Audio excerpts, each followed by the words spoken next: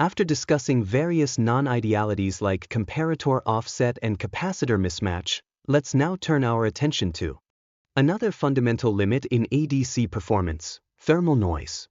The overall quality of an ADC is often judged by its signal-to-noise ratio, or SNR. You can see the formula here.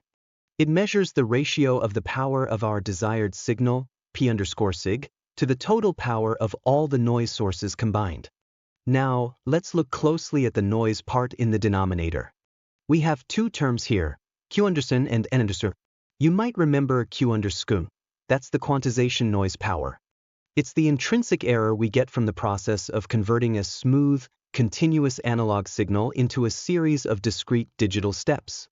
It's directly related to delta, the size of one LSB, which in turn depends on the ADC's resolution, N. The new term we're introducing today is N_T, which represents the input-referred thermal noise power. Unlike quantization noise, which is a mathematical consequence of digitization, thermal noise is a physical phenomenon. It arises from the random thermal agitation of electrons inside any conductive material, like a resistor or a transistor. Think of it as a constant, faint, random hiss that gets added to our signal. Because our circuits operate at temperatures above absolute zero, this noise is always present. So, in the context of our pipelined ADC, where does this thermal noise come from?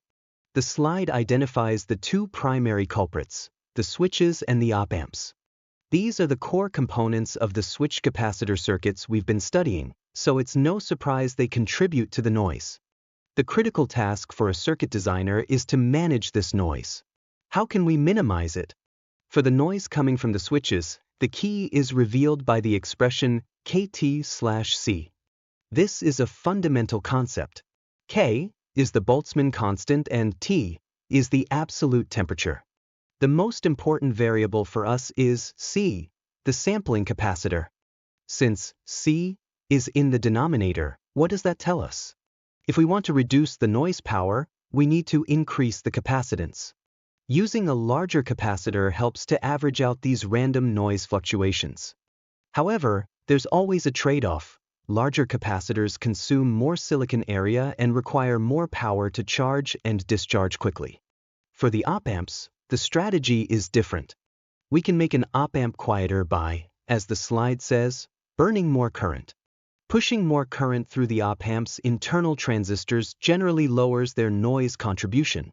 But again, there's a clear trade-off. Lower noise comes at the cost of higher power consumption. So, the total noise limiting our ADC's performance is a combination of quantization noise and thermal noise. For low-resolution ADCs, quantization noise might dominate.